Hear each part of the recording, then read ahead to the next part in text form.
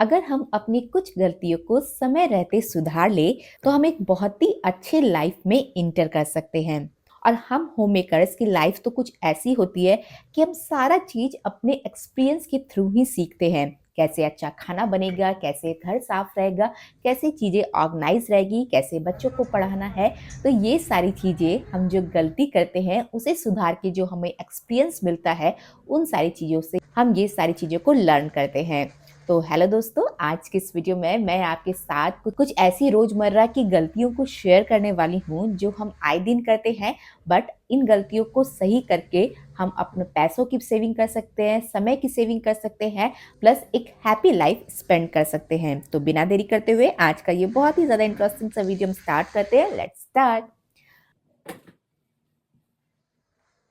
तो हम middle class family का एक बहुत ही बड़ा प्रॉब्लम ये होता है कि मंथ एंड आते आते हमारा बजट बिगड़ जाता है।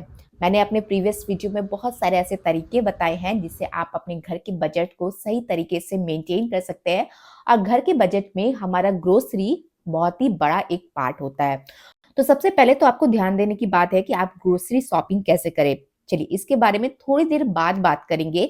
जब हमने शॉपिंग कर लिया है, अभी हम उस चीज के बारे में बात करते हैं।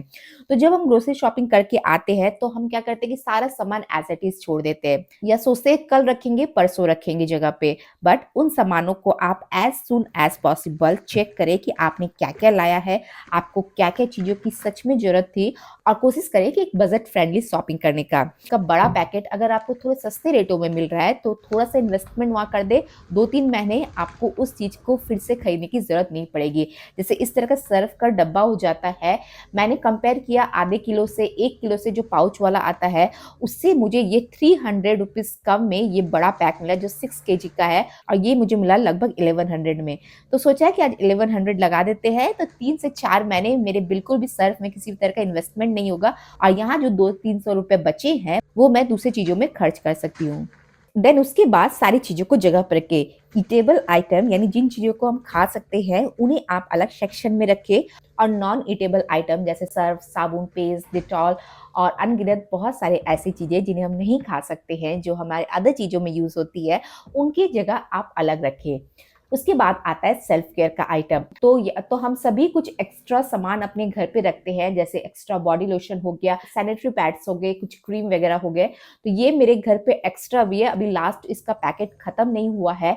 तो इन सारी चीजों को रखने के लिए मैं इस तरह के शॉपिंग बैग का यूज करती हूँ। ये काफी ज्यादा स्टेबल है, काफी ज्यादा अच्छी क्वालिटी का है। आप कोई और जैसे घड़ी वगैरह का जो शॉपिंग बैग होता है, कोई ऐसे शॉपिंग बैग जो ज्यादा स्टेबल हो, उन्हें आप यहाँ पर एज ए ऑर्गेनाइजर के रूप में यूज करें।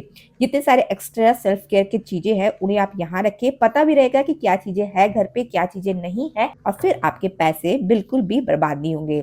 बट नई चीजें खरीदने से पहले पुरानी चीजों को एक बार जरूर चेक करें और पुरानी चीजों को हटा के ही नई चीजें वहां पे लगाएं। तो ये जो एक्स्ट्रा सेल्फ केयर का आइटम है वो मैं रखती हूँ अपने ड्रेसिंग टेबल के जस्ट पीछे की तरफ। यहाँ एक विंडो है, विंडो में मैं कर्टन्स लगा के इसे यहाँ पे रखती हूँ ताकि ये दिखे भी नहीं और मेरी चीजें ऑर्गेनाइज भी रहे। जैसा कि हर चीज के लिए हम ऑर्गेनाइजर नहीं खरीद सकते हैं, जितनी ये बात सही है उतने ही प्रैक्टिकल भी है। और सही यही होगा कि हम हर चीज के लिए ऑर्गेनाइजर नहीं ही खरीदे।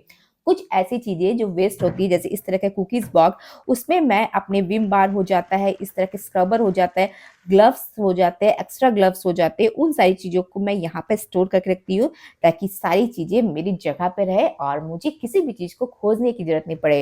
और नेक्स्ट बार जब शॉपिंग करने जाऊं तो बस एक बार बस नजर से देख लूं, मुझे पता चल जाएगा क्या चीज घर पे है, क्या चीज मुझे खरीदनी है। एंड जब हम शॉपिंग करने जाते हैं तो अपने साथ एक कैरी बैग को ऑलवेज कैरी करें। कभी भी आप किसी चीज के लिए भी जाए तो अपने पर्स में इस तरह के शॉपिंग बैग को रखिए।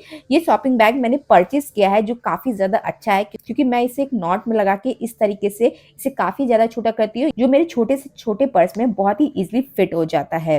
तो ऐसा करने से जो शॉपिंग बैग के जो एक्स्ट्रा चार्जेस होते हैं, जो 10 से 30 रुपए आपको आसानी से कहीं भी लग जाएंगे, उस चीज से आप बच सकते हैं। और जब इन हैबिट्स की आपको एक बारी आदत लग जाती है तो आपके बहुत सारे पैसे यूं ही सेव हो जाते हैं। अब बात करते हैं कि अपनी ग्रोसरी की शॉपिंग हम करें कैसे।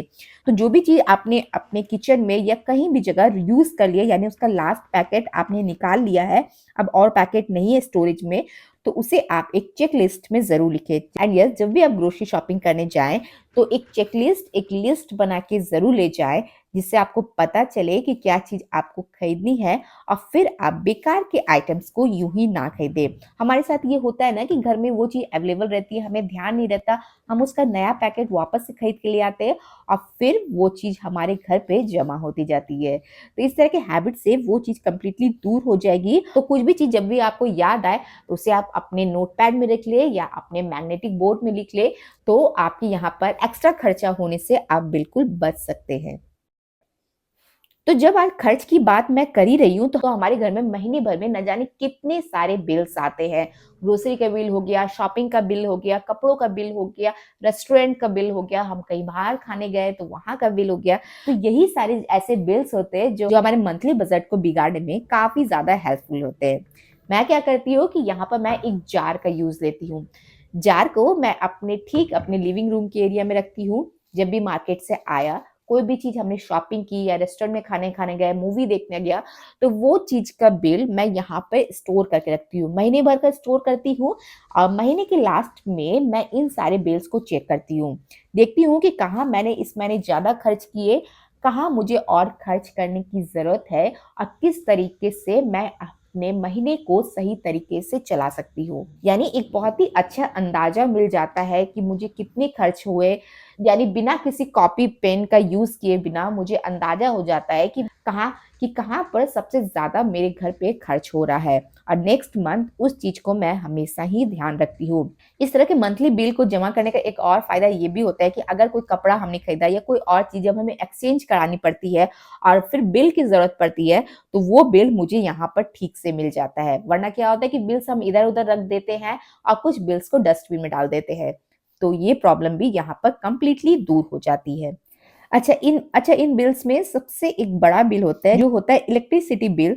वो भी हर मंथ काफ़ी ज़्यादा ऊपर-नीचे होता है और हमें समझ नहीं आता है कि हम कैसे इन सारी चीज़ों को मैनेज करें।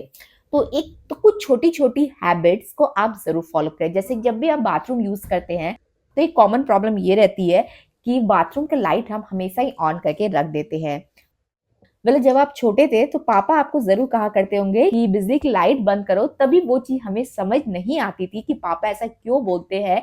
बट आज जब सब कुछ अपने ऊपर आ गया है, तो वो चीज़ हमें बहुत ही अच्छी तरीके से समझ आता है। तो घर पे जहाँ भी अनयूज्ड बल्ब जल रहा हो, जहाँ पर बल्ब्स की ज़रूरत नहीं हो और खासकर दिन के समय जहाँ पर ऑलरेडी सनलाइट रहती है, तो उस समय अपने घर के सारे बल्ब्स को बंद करके रखें। ये छोटी-छोटी हैबिट्स आपके बिजली बिल को कम करने में काफ़ी ज़्यादा हेल्पफुल होते हैं। तो यहाँ तो हमारे पैसों की बचत हो गई, अब बात करते हैं हमारे समय की बचत कैसी होगी। तो घर की क्लीनिंग तो हमें रोज़ ही करनी पड़ती है, कभी बाथरूम वॉश करना पड़ता है, कभी किचन को साफ करना पड़ता है, कभी पूरे घर को ऑर्गेनाइज़ करना पड़ता है। तो मैं कुछ ऐसे-ऐसे टूल्स के हेल्प लेती हूँ, जो मुझे इन कामों में काफ़ी ज़्यादा हेल्प करते हैं। जैसे इस बारी जब ग्रोसरी शॉपिंग करने गई, तो मैंने ये इस तरह का हैंड स्क्रबर को परचेज़ किया। पहले भी इस चीज़ को मैं यूज़ करती थी, बट वो वाली स्क्रबर खराब हो गया है, इसलिए इस बार नया स्क्रबर लाया है। सिंपल से इसमें हार्पिक या किसी भी तरह का डिटर्जेंट वगैरह या डिटॉल वगैरह डाल के हम अपने बाथरूम के फ्लोर को या टाइल्स को बहुत ही अच्छी तरीके से क्लीन कर सकते हैं। वर्टिकल टाइल्स भी इसमें बहुत ही अच्छी तरीके से साफ हो जाते हैं। एफर्ट कम लगता है बट हमें रिजल्ट बहुत ही ज़्यादा सैटिस्फैक्शन वाला मिलता है। तो घर की डीप क्लीनिंग में कुछ ऐसे टूल्स का यूज़ ज़रूर करें जो आपके एफर्ट को कम करे but best result they. And that's all for today. आपको मेरी ये सारे आइडियाज़ पसंद आए हो तो जाते-जाते इस वीडियो को लाइक ज़रूर करें। अपनी फैमिली एंड फ्रेंड्स तक इस वीडियो को ज़रूर पहुँचाएँ। चलिए मैं प्रिया आप लोग से फिर से मिलूँगी न्यू वीडियोज़ के साथ, यूज़फुल वीडियोज़ के साथ। तब तक के लिए